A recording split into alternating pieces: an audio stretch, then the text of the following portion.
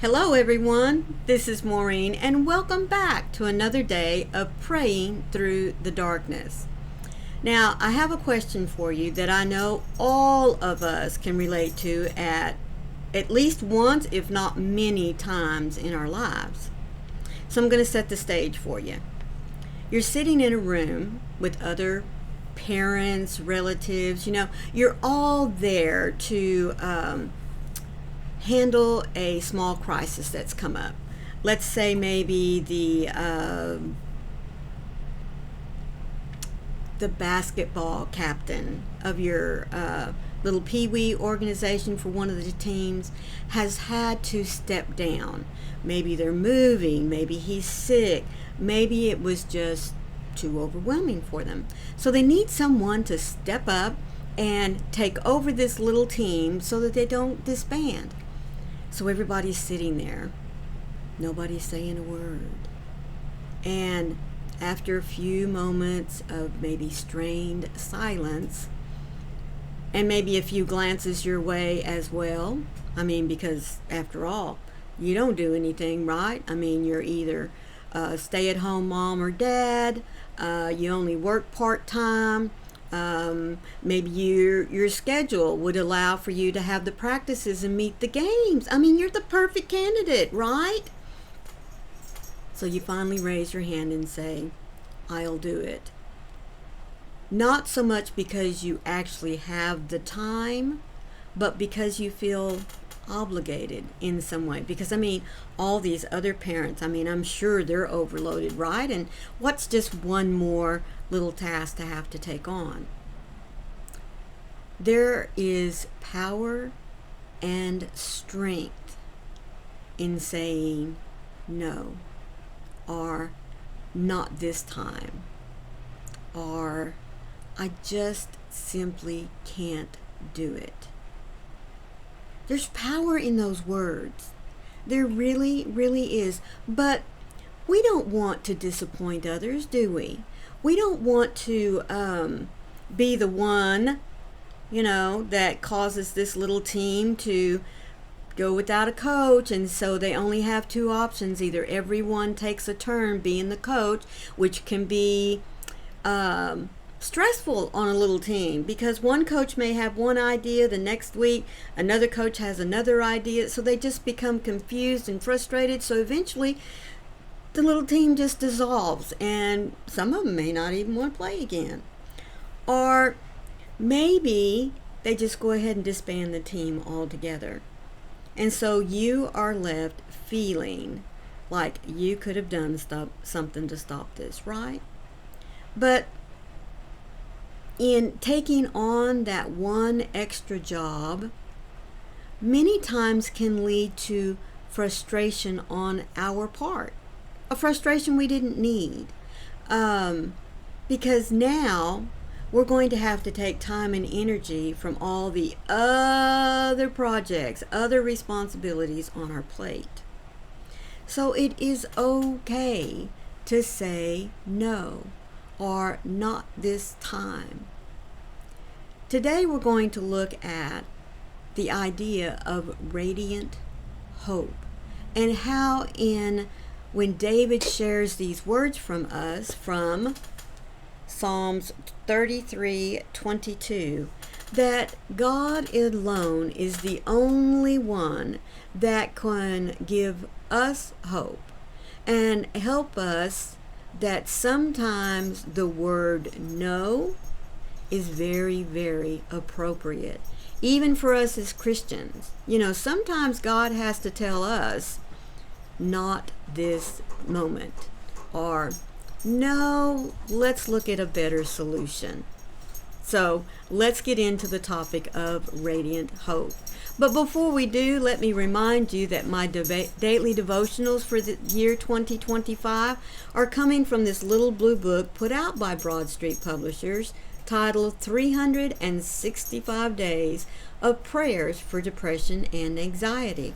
Now, these little devotionals aren't only just to help those of us that struggle with being overwhelmed at times, but they also apply to each and every one of us, because even though that life situation of depression or anxiety is not something that you live through most of your days, but we all get hit with it at some time or another.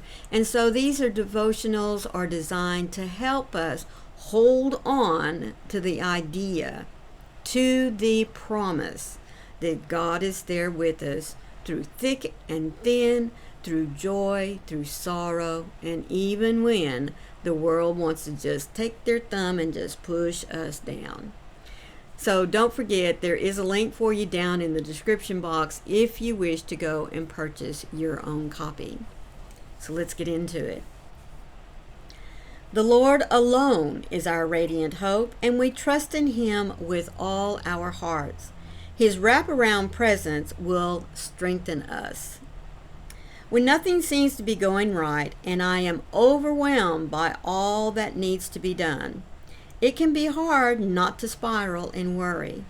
But Father, you are my true help in every season. When I rely on my own limited strategies to get me through, it will only take me so far. But your wisdom is better and is the perfect solution in every problem I encounter.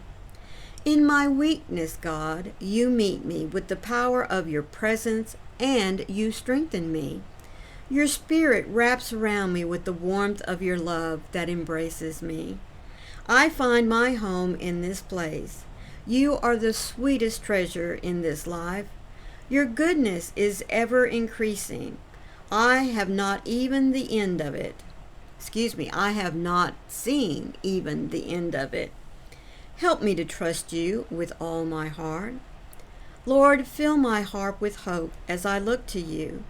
You surround me with your presence and my heart comes alive. I want to know you more today, so encourage my soul in the way that only you can. Now, I find that in these words, in this little prayer, that yes, God is there with me all the time, every minute, every second of the day. And even when I choose to say yes, when I shouldn't say yes, it's all right. God's going to be there. I know that I can rely on His strength. But, many times we get ourselves into situations because we don't listen to Him. Maybe while we're sitting there in that circle and they're looking for someone to take over this little basketball team, God is telling us, wait, be silent. I know what's good for you. Don't be guilted into doing this. But many times, like I said, outwardly, we don't want to disappoint others, do we? We want to be just as involved. We want to help just as much as everybody else does. But we need to learn that there's only so much that we can put on this plate, right? There really is. And when we keep piling and piling and piling, eventually that plate's going to break from the weight of everything that we put on ourselves, or there's going to be so much overflow that eventually we are just going to shut down. And then that leads to disappointment from others. And let me tell you, and you know this to be true as well, many are going to be there to point out just how disappointing we've become. Well, you said you were going to take on this little team. Why aren't you working with them every day when they don't have a game? Why aren't you looking to see that my child would be better as the pitcher? Excuse me, I jumped right over to baseball, didn't I? My child does more three-pointers than little Billy over here. You need to put them in the plan. Now y'all can tell I don't remember that much about basketball, right? You need to put them in the little layup situation so that they can do all the 3 points. See what I mean? Many times we leave ourselves open for getting overcrowded with too many things to do. But the radiant hope that God wishes to share with us is the fact that He's there. It's okay. Even when we get ourselves in a mess like that, stopping and taking the time to seek His guidance. And you know what? If His guidance says that you bring the group all back together and say, you know what, folks, I thought I could do this, but I can't. Or at least I can't on my own. There's an idea, right? Maybe when we find ourselves in overwhelming situations, instead of trying to take it on alone, maybe the radiant hope that God is giving us to look at, the solution is to reaching out and asking for help. Now, we reach out to God all the time, don't we, to ask for help and to ask for guidance. Why is it so hard for us to do the same thing with our fellow man? To acknowledge our limitations and that we can't do it by ourselves. Yes, we're willing to take on the responsibility, the task, but I'm going to need your help as well. And that's what God tells us. God tells us that I am there to help. I am there to give you the strength and power to take care of what you need to do every single day. And it doesn't have to be something grand.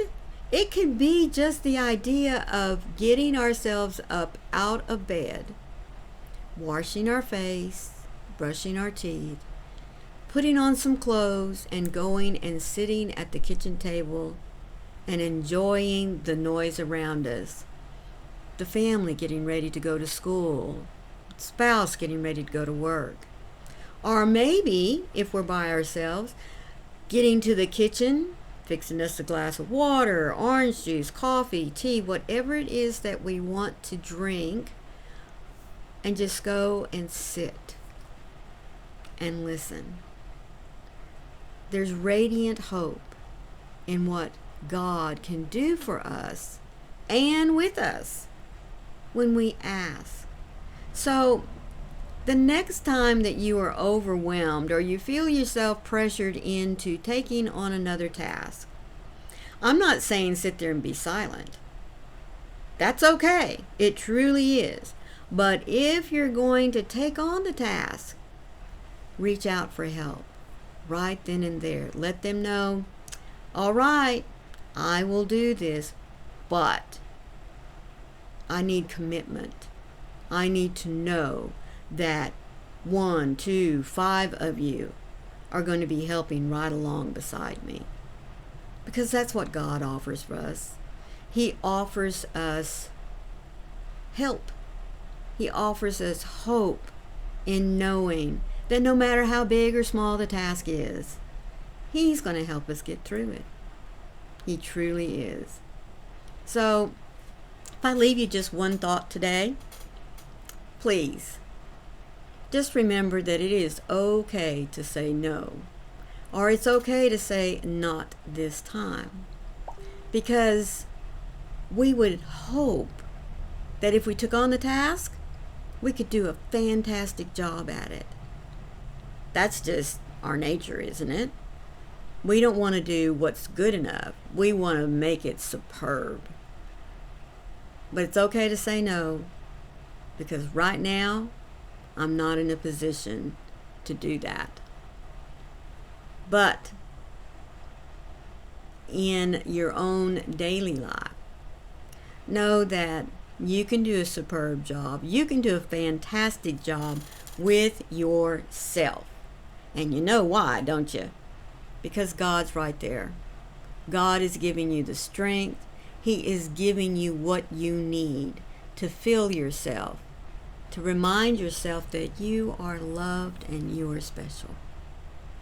I hope that you've enjoyed today's devotional. If you have, please leave me a little thumbprint. And if this was your first time here, thank you so much for staying this long. Just hit that subscribe button and look for that notification bell that has those cute little hugs, because it'll let you know every time I upload some content.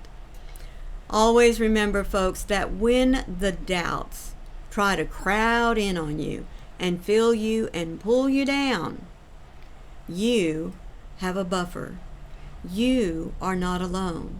God is there with you, and He will give you the strength to fight it off. Until tomorrow, guys, please remember, I love you. Bye.